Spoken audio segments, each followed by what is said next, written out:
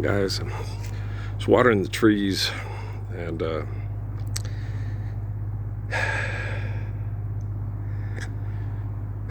went to go check the mail, and of course his dad got propaganda mail. Israel's at war, right?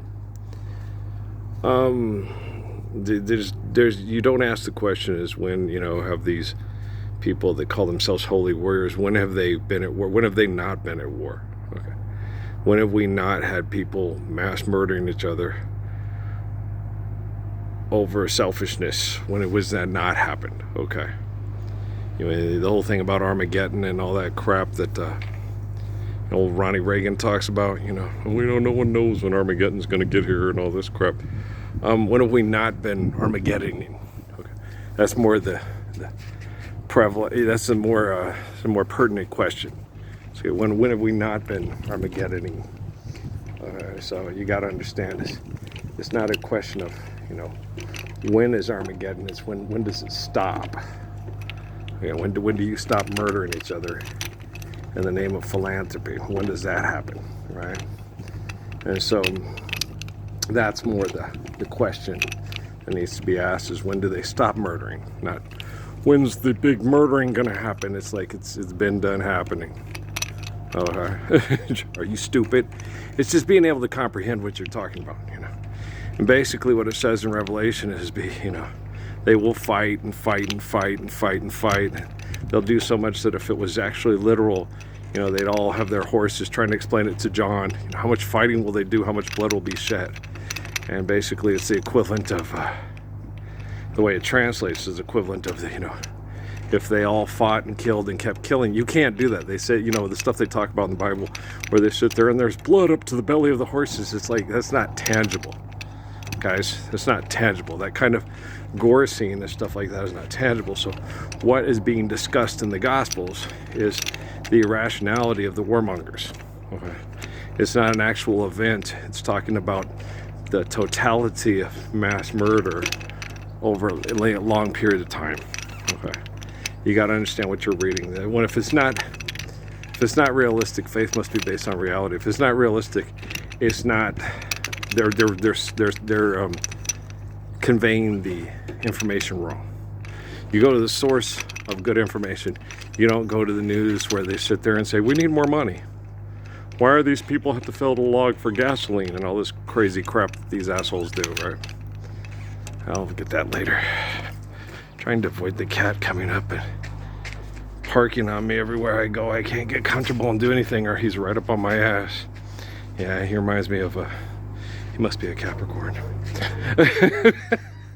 My mom used to say that about my sister Linda. And I didn't mind. I had two Capricorns and they were always, right up there, And I didn't mind paying attention to them and talking to them and giving them the attention they needed. My Emily and my Natalie. They were funny. My mom drove her crazy. Linda's always up my ass.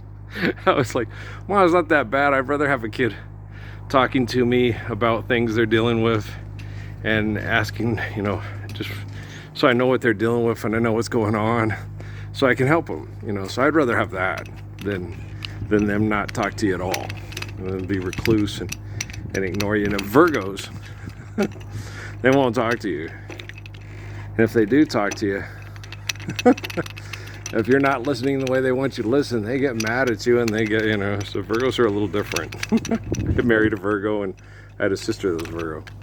But it's just certain qualities as far as astrology. Astrology is certain traits that people have because of their time of birth and how they relate to the environment and one another.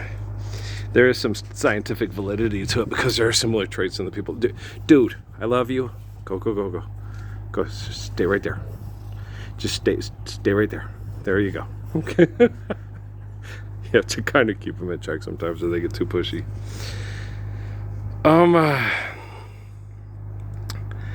But that was frustrating with that. I shut down, watched the news, and there was this gentleman, this Guzman gentleman in Cruces, who, when you saw the tape, you understand in his record, because they get a, when you pull people over and they get an ID on you, they know, they have your whole laundry list on a computer. And so this guy, you got outstanding words, you're going to be arrested. Okay. and he doesn't want to be arrested. This was not fun. I was arrested for having a driver's license from Arizona and New Mexico, and was told by the deputies, the Sheriff Garrison, to get a driver's license for New Mexico. And I said, the moment one of you assholes give me a job for being a good person, I will get the money and get a driver's license. Until then, I will keep my Arizona driver's license, which was still valid for like a long time. And got put in jail, and it was a drag. It sucked. It's like 30 hours of a pain in the ass. It's really not fun. And it was uncomfortable and annoying. And I got locked up for being a good person. I didn't have a gun. Nobody got shot at a club. I didn't do any. I wasn't hanging out with bad people doing bad things. Not saying I haven't been, when I was a kid, hadn't been hanging out with idiots doing stupid things, and could have got arrested because I was always that voice of reason trying to keep them from doing that.